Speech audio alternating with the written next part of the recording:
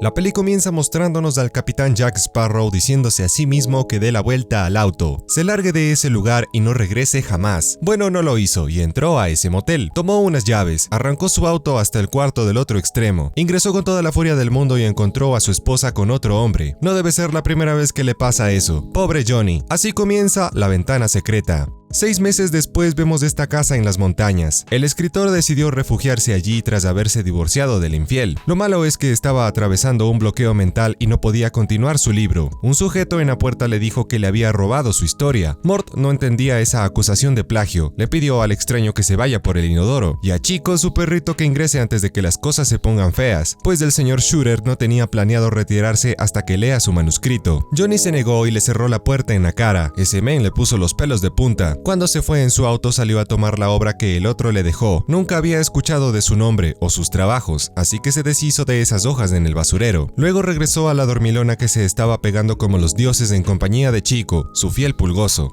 ¡Qué agradable, Chico! Al despertarse ambos pensaron en nuevas ideas para escribir. Su cerebro estaba bloqueado, así que mejor fue a la cocina a comerse algo. De pronto vio esa historia en la mesa. Bueno, su empleada la sacó de la basura pensando que era suya. Johnny, más tranquilo, decidió echarle un ojo. Algo de lo que decía lo impresionó mucho. Sacó el libro La Ventana Secreta que tenía en su despacho y vio que ambos empezaban exactamente igual. Eso no tenía sentido. Revisando las siguientes páginas llegó a la conclusión de que no entendía nada. Como dos obras escritas por diferentes autores tenían el mismo contenido. Johnny le dijo a Chico que no se robó ninguna historia. Estaba 100% seguro. El teléfono lo hizo despertar de su siesta. Se levantó a tomar la llamada. Era Amy, su ex esposa, que quería saber cómo estaba su bebé Chico. Mort le contestó que los dos se encontraban de maravilla. Le preguntó si era posible que fuera influenciado por algo extraño cuando escribió su libro La Ventana Secreta. Ella no supo qué decirle. Comenzaron a hablar de Ted, el otro hombre, por ninguna razón. Se despidieron con frialdad y con un poco de nostalgia enfurecida en sus corazones. Al salir a dar un paseo, Johnny se encontró con John, que le aseguró que escribió su historia en el 97. Bueno, el protagonista lo hizo en el 94 y fue publicada un año después, así que él ganaba el duelo y el plagiador era el señor Turturro. Este se quedó muerto de la envidia al conocer eso. Muy obstinado, le dijo que ese conflicto no iba a acabar hasta que uno de los dos muera. Le dio 3 días a Johnny para que busque la revista que confirmaba que escribió Ventana Secreta primero. Solo así lo dejaría en paz. Olvídelo, amigo, búsquese otro tonto, amigo.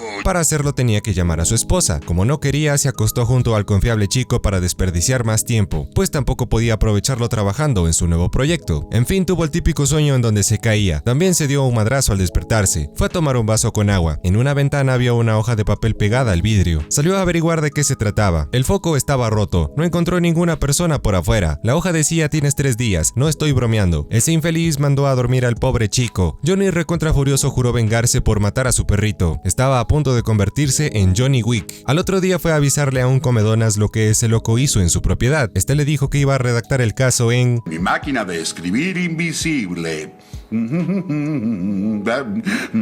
Tras eso se fue donde su agente a contarle lo mismo. Este quería saber la verdad si le robó la historia al Turturro o no. Johnny le contestó que no y le pidió que lo ayude a resolver ese problema pronto. A continuación, Mort se dirigió a la casa de Amy. Desafortunadamente la vio en la entrada junto a ese Ted. Se contuvo las ganas de volverse loco diciéndose que esa ya no era su esposa ni su casa. Todavía le dolía en el alma lo que esos dos le hicieron. En la noche regresó a su rancho. Vio que había otro vehículo estacionado afuera. Se acercó hacia la ventana. Él pensó que ese John había matado a Ken, pero solo fue una broma muy jocosa. Ingresaron para revisar que no haya monstruos escondidos en el armario. Mort le dijo que un vecino pasó el otro día saludando. Él debe recordar cómo era el asesino de Chico. Su amigo le prometió que iría a visitarlo en su lugar de trabajo. Se despidieron de esa forma. El agente iba a pasar la noche en el motel donde Johnny encontró a su ex con el otro. De pronto él escuchó algo en la parte de arriba. Ni modo, se encontraba solo. Y como no era de Texas, no tenía ningún rifle semiautomático para defenderse. Diosito Tende, ayúdame. Subió con mucho cuidado a inspeccionar cada cuarto. Otro susto casi le afloja el esfínter inferior. Le avisó a John que si no salía lo iba a hacer estiércol, pero en el baño no se encontraba nadie. Solo se trataba de una amigable rata de Nueva York paseándose por sus aposentos. La tomó con una toalla para dejarla libre por el bosque. Bueno, ese cigarrillo no lo había dejado él. Como sea, no le importó y salió a fumar para tranquilizarse. Inesperadamente John apareció a sus espaldas. Al fin diste la cara. Malnacido. Le dijo que lo veía un poco nervioso. Le reclamó por no tomar la revista cuando pasó por la casa de Amy. Lo tenía vigilado las 24/7. Ahí le pidió que arregle el final de su historia que él arruinó o había tabla. No podía haber dos desenlaces. Cuando lo hiciera debía publicarlo a su nombre John Shooter o había tabla de nuevo. Cuando habló de la rubia, Mort quiso madrearlo por atrevido pero no pudo. El otro sabía defenderse bien. A este punto Johnny ya no sabía qué hacer. Comer Doritos era la respuesta. ¡Claro que sí, negro! El teléfono sonó. Era su ex que le contó que alguien quemó su casa. Ese sujeto le iba a arruinar la vida. Al llegar a ver las cenizas no pudo no imaginarse esa escena desgraciada que lo tenía así. Fingió no sentirse afectado y fue a hablar con las autoridades que les contaron que todo empezó por una botella de champagne, es decir, fue provocado. Johnny le informó al detective que tenía un enemigo que estaba causando todas esas locuras. Del otro lado, la abogada no paraba de hablar de lo que debían hacer los dueños. Al revisar los papeles, el escritor le pidió al amante que no se meta en ese asunto que no le correspondía. Por eso Ted tuvo que salir a dar una vuelta hasta que la reunión terminara. Tras eso, los fracasados en el amor y en el matrimonio se dirigieron a la puerta del frente del edificio. Los hermanos de pierna salieron a resolver ese conflicto que se tenían guardado. Ted le pidió de favor que no empeore todo. Antes de irse le dijo que venía de un lugar llamado la Bahía de Shooter. Eso dejó pensando a Johnny. Tenía el apellido de loco. De regreso en su casa vio que su agente no estaba. Al entrar, este le dijo por teléfono que revisó la cabina hace una hora. También habló con ese vecino, que un poco nervioso le dijo no haber visto a ese hombre de sombrero. Lo más probable es que estaba amenazado de muerte. Asimismo, alguien debió haber contratado al turturro para destruirle la vida al escritor. La pregunta del millón era ¿quién? Yo no sé.